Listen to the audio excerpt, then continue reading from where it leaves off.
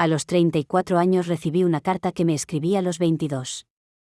Decía que me había convertido en todo lo que juré nunca ser.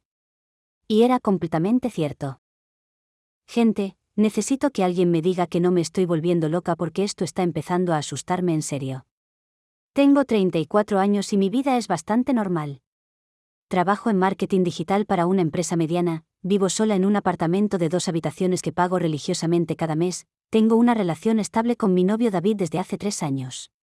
Vamos a cenar todos los viernes, vemos Netflix los domingos, hablamos de mudarnos juntos pero nunca lo hacemos. Todo muy organizado, muy predecible, muy seguro. Me gusta así.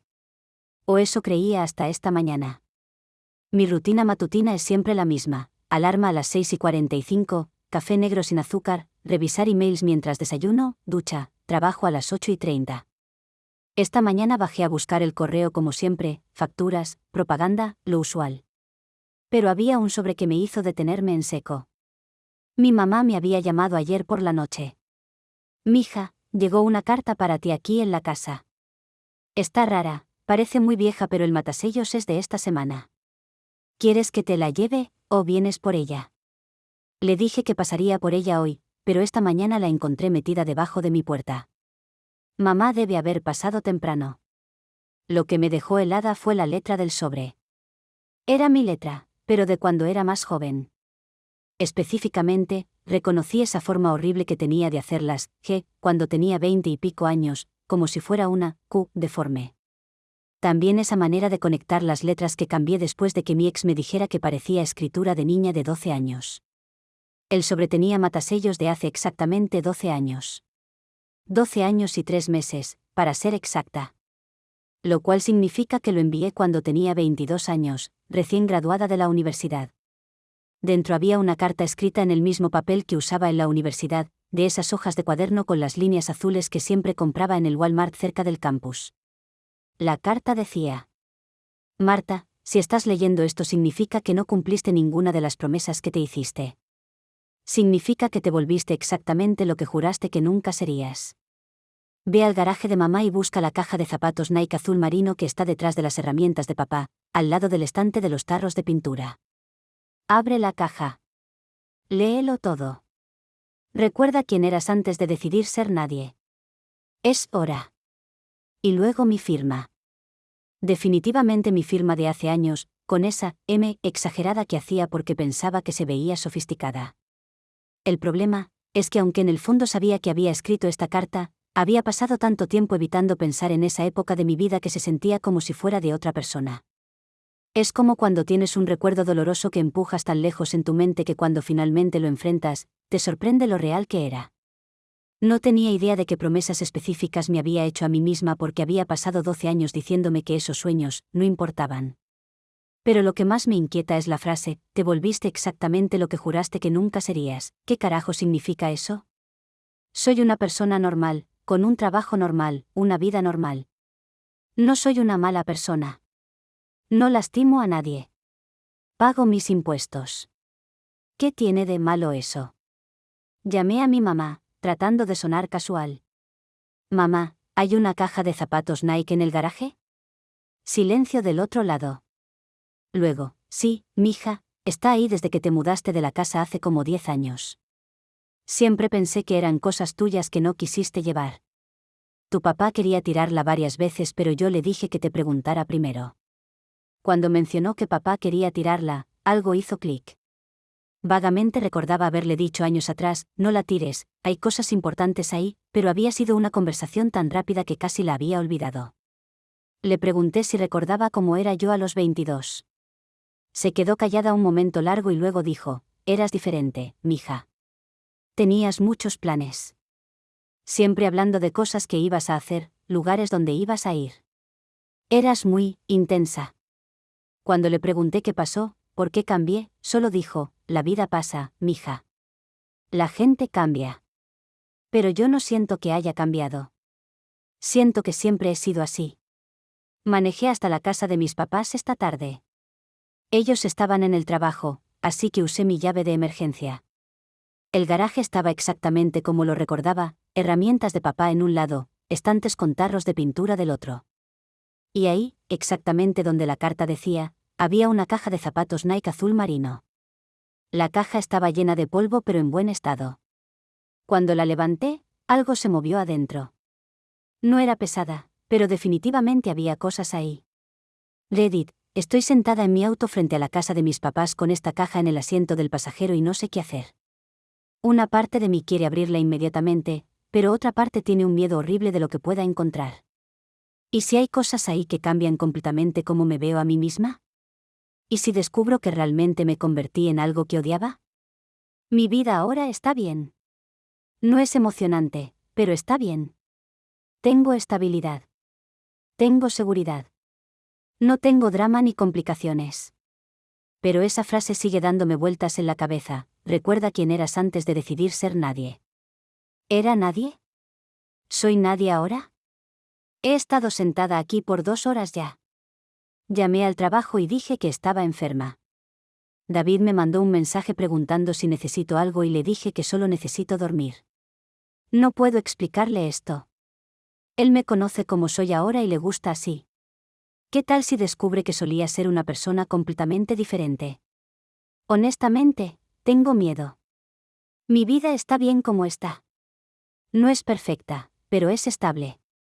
Tengo un trabajo que paga las cuentas, un novio que me quiere, una rutina que funciona. ¿Qué tal si hay algo en esa caja que destruye todo eso? ¿Qué tal si descubro que realmente era una persona completamente diferente y que de alguna manera elegí olvidarla? Pero también, hay algo en esa frase que me molesta. Antes de decidir ser nadie, ¿cuándo decidí ser nadie? ¿Por qué decidí ser nadie? Estoy empezando a recordar pequeñas cosas. Como que solía escribir mucho. Poemas, cuentos, ideas raras en servilletas. ¿Cuándo paré de hacer eso? No lo recuerdo. También recordé que solía tener una lista. Una lista de cosas que quería hacer antes de los 30. ¿Qué pasó con esa lista? Cumplí 30 hace 4 años y ni siquiera recordaba que existía hasta ahora. Dios, ¿qué me pasó? ¿Abro la caja o no? Parte de mí dice que si pude vivir 12 años sin saber qué hay ahí, puedo vivir el resto de mi vida sin saberlo.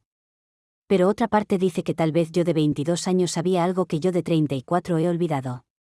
Denme valor, gente. O díganme que salga corriendo. No sé cuál de las dos cosas necesito más. Son las 6:47 de la tarde. Mis papás llegan a casa en 1 hora. David me está mandando mensajes preguntando dónde estoy.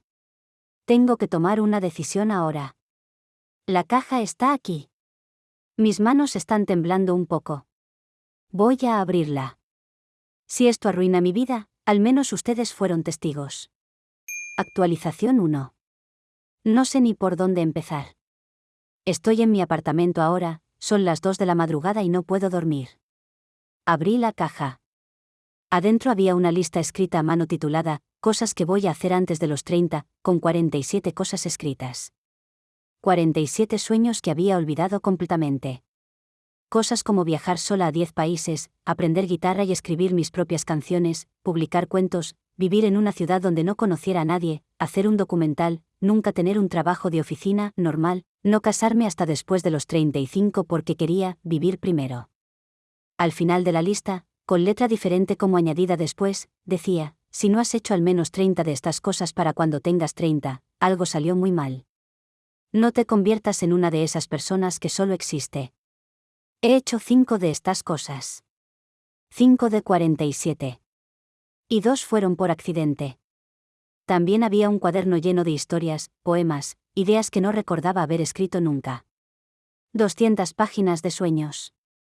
Historias completas, personajes desarrollados, un plan detallado para un documental sobre mujeres inmigrantes que trabajaban limpiando oficinas por las noches. En una página había una foto mía a los 22 años. Me veía viva. Tenía el pelo largo y rizado, llevaba una camiseta de una banda que ni siquiera recuerdo, y estaba sonriendo de una manera que no he sonreído en años. Detrás de la foto decía, esta soy yo cuando soy yo. Había como 15 cartas escritas pero nunca enviadas. A profesores que me inspiraron, a una amiga que se mudó a otro país, a mis padres agradeciéndoles por apoyar mis sueños. Una era para un exnovio de la universidad, Pablo, alguien que había olvidado completamente. En esa carta escribía: sé que piensas que soy demasiado intensa, demasiado soñadora. Pero prefiero ser demasiado algo que no ser nada. Si algún día me convierto en una de esas personas que solo hablan del clima y pagan cuentas, por favor recuérdame quién era. Pero lo que más me destrozó fue una carta dirigida específicamente a mí, yo de 34 años. Decía: Marta de 34 años, si estás leyendo esto significa que te convertiste exactamente en lo que juramos nunca ser. Significa que elegiste la seguridad por encima de la vida, la comodidad por encima de la pasión, la aprobación por encima de la autenticidad. Sé que probablemente estás enojada conmigo ahora. Sé que probablemente piensas que era una niña ingenua que no entendía cómo funciona el mundo real. Pero aquí está la cosa: yo sí entendía el mundo real. Entendía que iba a ser difícil. Lo que no entendía era que tú elegirías sacrificar todo. ¿Cuándo fue la última vez que escribiste algo que no fuera un email de trabajo? ¿Cuándo fue la última vez que hiciste algo que te asustara? ¿Cuándo fue la última vez que te miraste en el espejo y reconociste a la persona que estaba ahí? No te estoy escribiendo para hacerte sentir mal. Te estoy escribiendo para despertarte. Todavía tienes tiempo. Todavía puedes elegir ser alguien en lugar de nadie. Y al fondo de la caja había una llave pequeña y dorada con una etiqueta que decía: Unidad de almacenamiento 47B, pagada hasta 2027. Había una dirección de una empresa de almacenamiento que reconocí: está como a 20 minutos de donde vivo ahora. Gente, mi yo de 22 años no solo escribió estas cartas. Rentó una unidad de almacenamiento y la pagó por adelantado por 15 años. ¿Qué carajo hay ahí? Después de leer todo esto, me quedé sentada en el garaje de mis padres por no sé cuánto tiempo.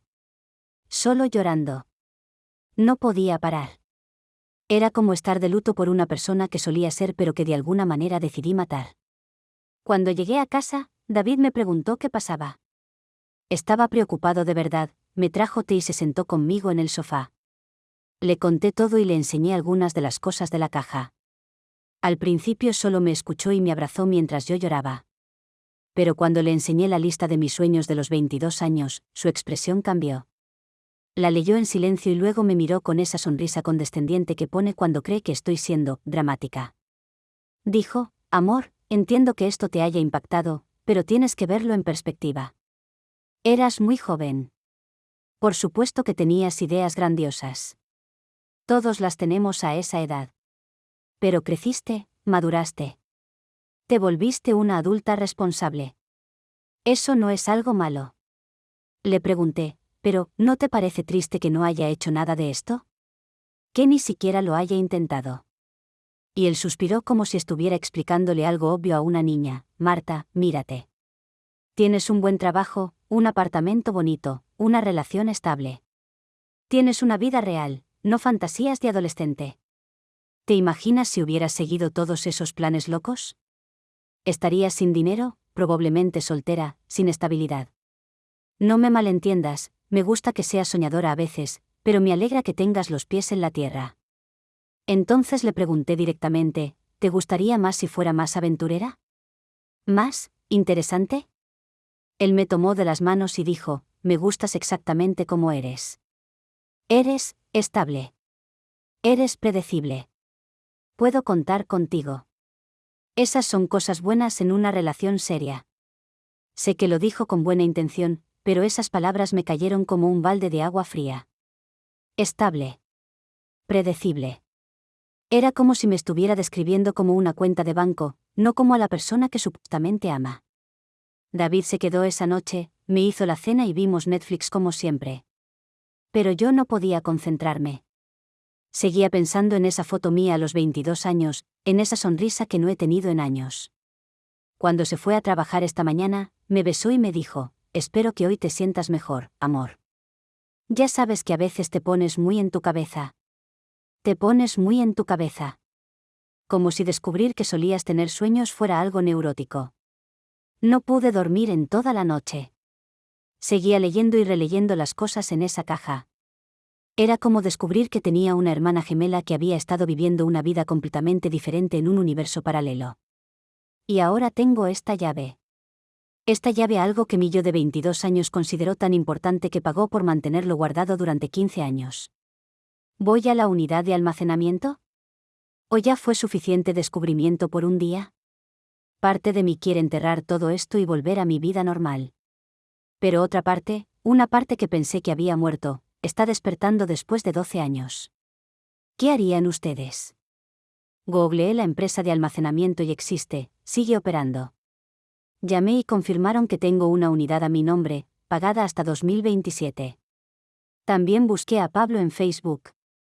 Vive en Barcelona, es fotógrafo de documentales. Su página está llena de viajes y proyectos artísticos. Se ve vivo, como yo solía verme en esa foto. Esta mañana David me mandó un mensaje desde el trabajo preguntando cómo me sentía y si ya había procesado todo esto. No sé qué contestarle. Parte de mí entiende que está tratando de ser práctico, de protegerme de la desilusión. Pero otra parte siente que me está pidiendo que entierre de nuevo a la persona que solía ser. Actualización 2. Hola, perdón por no actualizar antes. Necesitaba tiempo para procesar lo que encontré. Honestamente, parte de mí quería fingir que nada de esto había pasado y volver a mi vida normal. Pero ya no puedo hacer eso. Ayer por la mañana, mientras David estaba en el trabajo, manejé hasta la empresa de almacenamiento. Había decidido ir sola. No podía explicarle por qué necesitaba hacer esto, especialmente después de sus comentarios sobre mis fantasías de adolescente. La unidad 47B estaba al final de un pasillo largo y mal iluminado. Cuando metí la llave y abrí la puerta, lo primero que me golpeó fue el olor. No era malo, solo familiar. Como libros viejos y ese perfume barato que usaba en la universidad. La unidad estaba llena. No eran solo cosas guardadas al azar. Era como un museo de la persona que solía ser. Había cajas y cajas de manuscritos. Cuentos completos que había escrito, el borrador de una novela de 200 páginas que no recordaba haber empezado siquiera.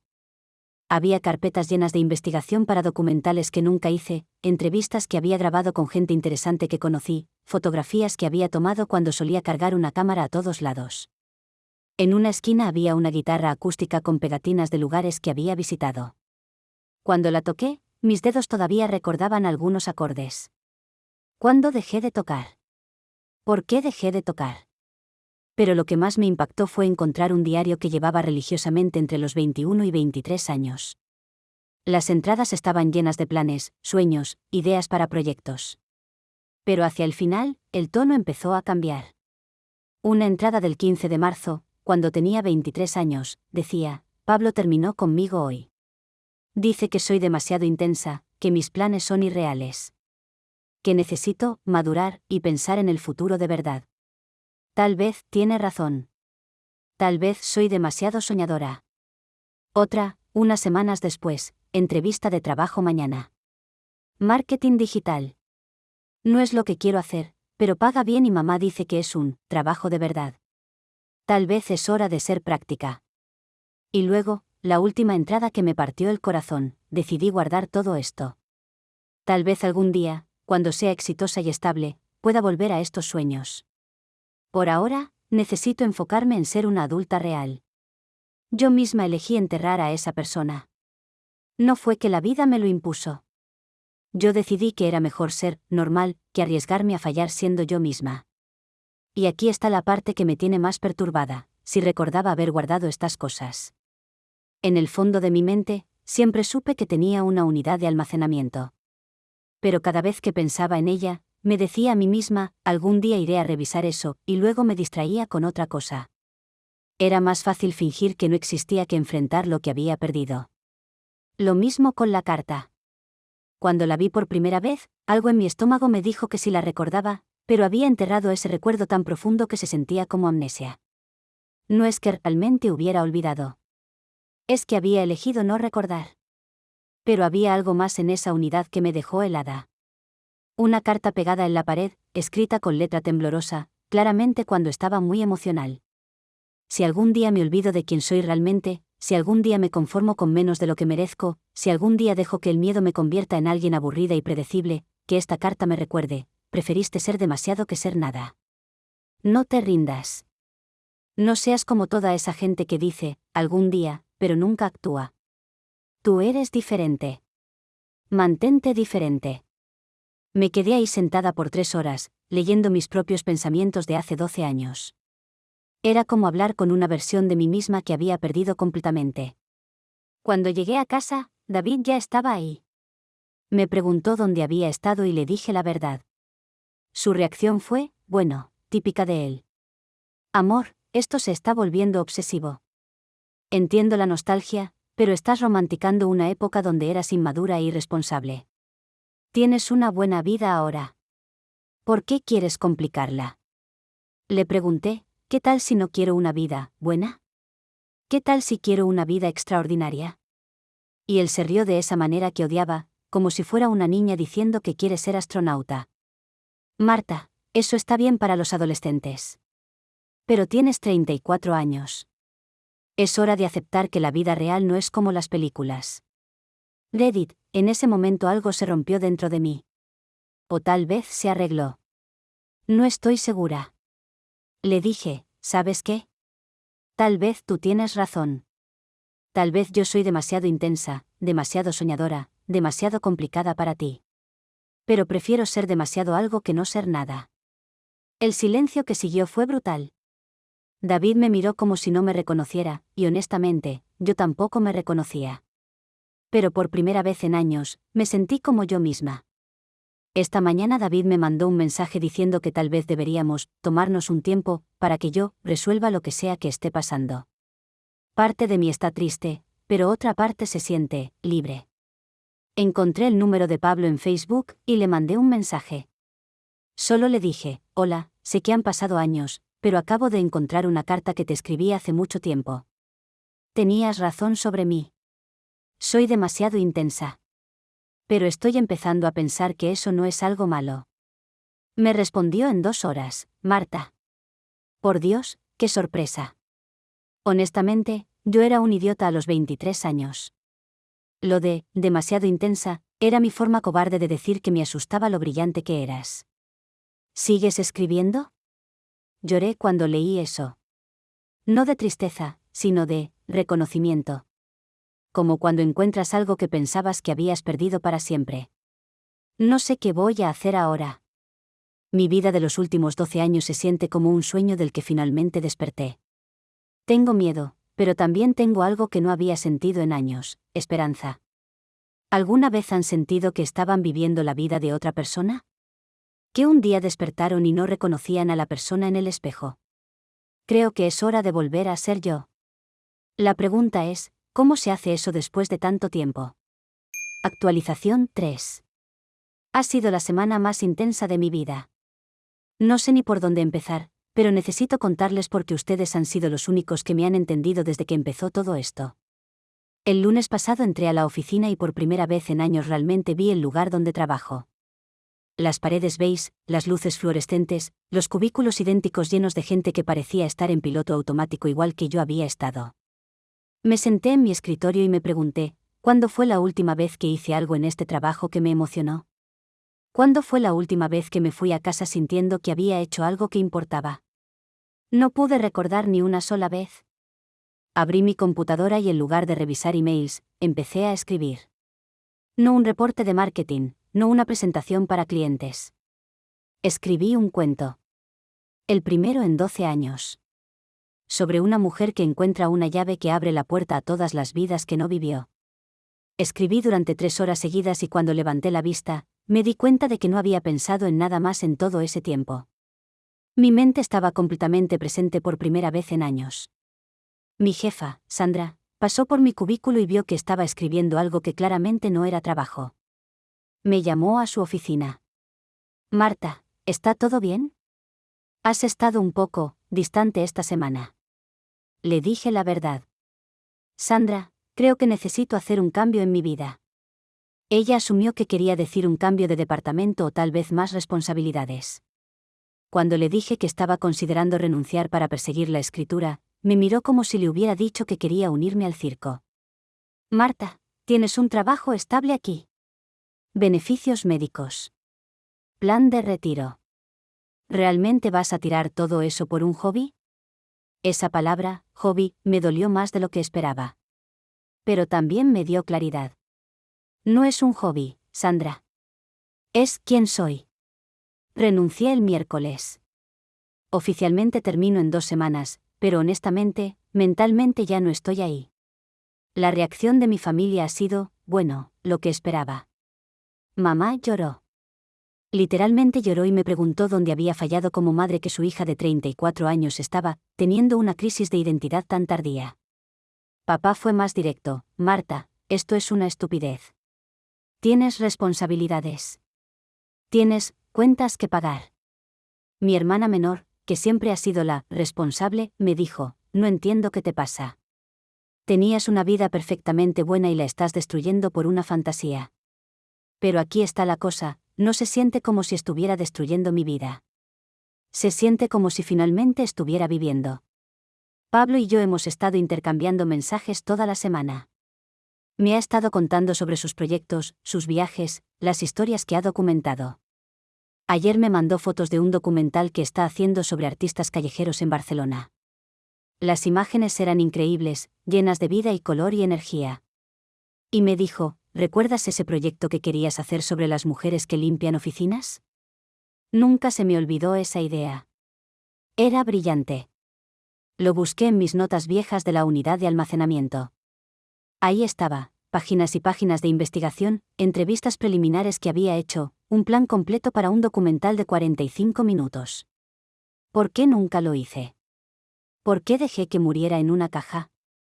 Empecé a contactar a algunas de las mujeres que había entrevistado hace años. 3 de ellas todavía trabajan en el mismo edificio. Cuando les expliqué quién era y que quería retomar el proyecto, una de ellas, Esperanza, me dijo: «Ay, mija, pensé que te habías olvidado de nosotras. Pero siempre supe que volverías. Tenías fuego en los ojos». Fuego en los ojos. ¿Cuándo fue la última vez que alguien dijo eso de mí? David vino a recoger sus cosas del apartamento el sábado. Fue raro verlo. Se veía cansado, confundido. Me dijo: «Marta, todavía no entiendo qué pasó.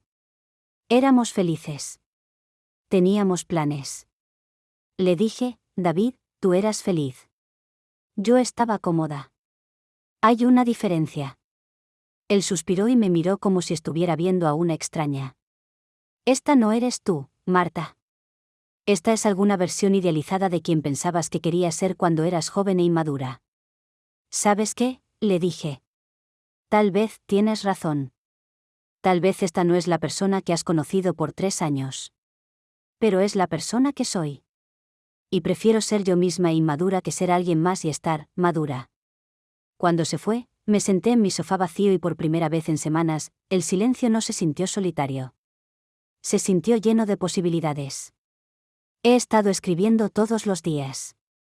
Cuentos, ideas para documentales, hasta poemas terribles que me hacen reír. Ayer escribí durante 6 horas seguidas y cuando paré, me di cuenta de que era la primera vez en años que perdía completamente la noción del tiempo haciendo algo que amaba. También he estado limpiando el apartamento, deshaciéndome de cosas que ya no representan quién soy. Ropa que compré para verme profesional, libros de autoayuda sobre cómo tener una carrera exitosa, todos esos objetos que acumulé tratando de construir una vida que pensé que debía querer. Encontré una caja con fotos viejas.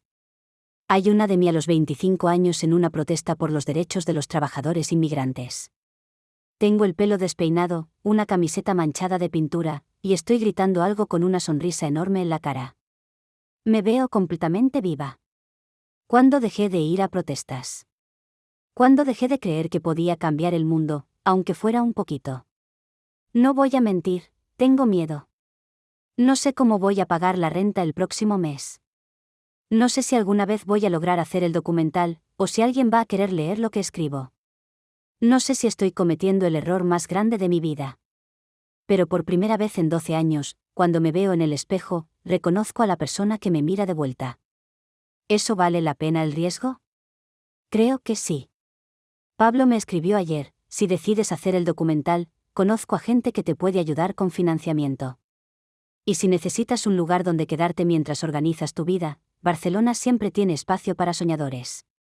No sé si voy a ir. Pero el hecho de que pueda considerar la posibilidad, el hecho de que irme a Barcelona a hacer un documental ya no suene como una fantasía imposible sino como una opción real, eso lo cambia todo. Mi yo de 22 años estaría orgullosa, creo. ¿Alguna vez han sentido que toda su vida anterior fue solo preparación para finalmente convertirse en quien realmente son? Actualización 4. Han pasado 3 meses desde mi última actualización y siento que he vivido 3 años. No sé ni por dónde empezar, pero les debo esta actualización porque ustedes fueron los que me dieron valor para saltar al vacío. Me fui a Barcelona. Lo decidí una mañana mientras desayunaba sola en mi apartamento. Había estado escribiendo toda la noche, un artículo sobre mi experiencia redescubriendo mi propia vida, y cuando terminé me di cuenta de que por primera vez en años, no tenía miedo del futuro. Tenía curiosidad. Pablo me había estado escribiendo casi todos los días, mandándome fotos de la ciudad, de los proyectos en los que trabajaba, de gente que decía que me encantaría conocer. Una mañana me mandó un vídeo de él caminando por las Ramblas al amanecer, completamente vacías, y me dijo: «Esto es lo que veo camino al trabajo». ¿Cuándo fue la última vez que tu camino al trabajo te hizo sonreír? No pude responder esa pregunta porque la respuesta era: nunca. Esa tarde llamé a la aerolínea. La reacción de mi familia fue intensa.